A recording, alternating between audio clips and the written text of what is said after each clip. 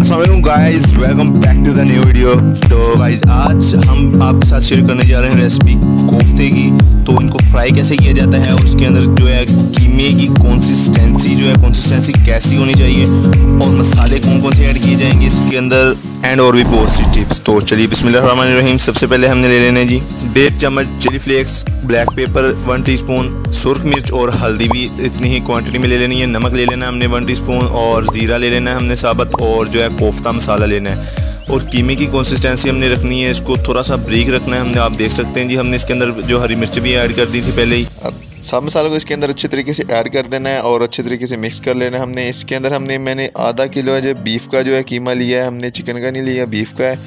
तो आप चिकन से भी बना सकते हैं, लेकिन तो जैसा आपको अच्छा लगे वो बना सकते हैं। हाथ के साथ मैंने ऑयल लगा लिया हाथों को, तो ताकि ये चिपके ना हाथों से।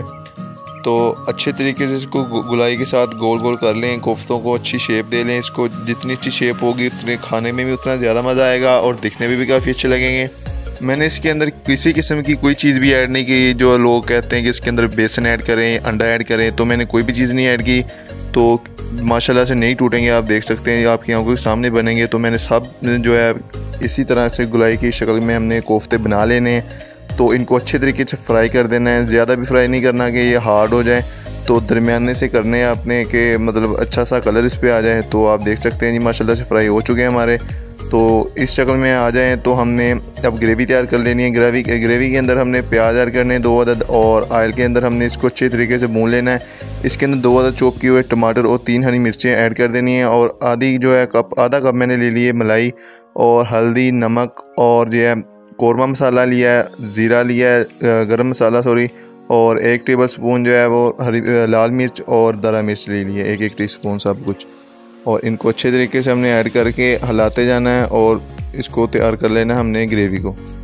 तो ये हमने क्रीम ऐड कर दी इसके अंदर, ताकि क्रीमी और टेस्टी बने हमारे कोफ्ते।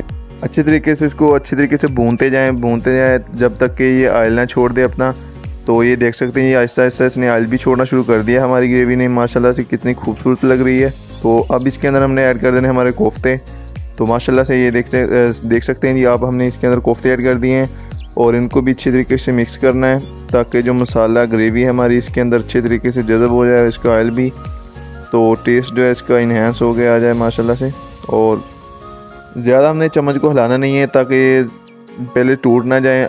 जब अच्छे तरीके से पक जाए तो फिर आप चम्मच हिला सकते हैं। तो ऊपर से थोड़ा सा धनिया ऐड कर देंगे, हरा धनिया काट के, और हमने थोड़ा सा पानी ऐड करके इसके अंदर 1 गिलास। तो इसको हमने दम के लिए रख देना, थोड़ा सा ढक्कन दे के।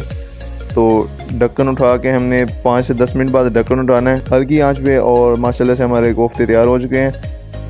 माशाल्लाह से देख सकते हैं जी आप कितने खूबसूरत लग रहे हैं खाने के अंदर। और इसके ऊपर आप हरी मिर्च और धनिया से इसकी जो है गार्निशिंग कर सकते हैं, इसको अच्छे से डेकोरेट कर सकते हैं। और उबले हुए मैंने अंडे जो हैं वो 2 काट के दरमियान में से ऊपर इसकी डेकोरेशन कर दी। आप देख सकते हैं काफ़ी अच्छे लग रहे हैं दिखने में भी। और देख सकते हैं जी कोई कोफ्ता जो है हमारा टूटा नहीं है। लोग कहते हैं इसके अंदर बेसन ऐड करें, मक्की का आटा ऐड करें और ज़्यादा कुछ ऐड करें तो माशाल्लाह से आप भी इसको ट्राई कीजिएगा। रेसिपी को बहुत ही अच्छी बनती है। तो अगर आपको ये रेसिपी अच्छी लगी हमारे चैनल को सब्सक्राइब कर दें, लाइक कर दें और कमेंट भी कर दें साथ ही।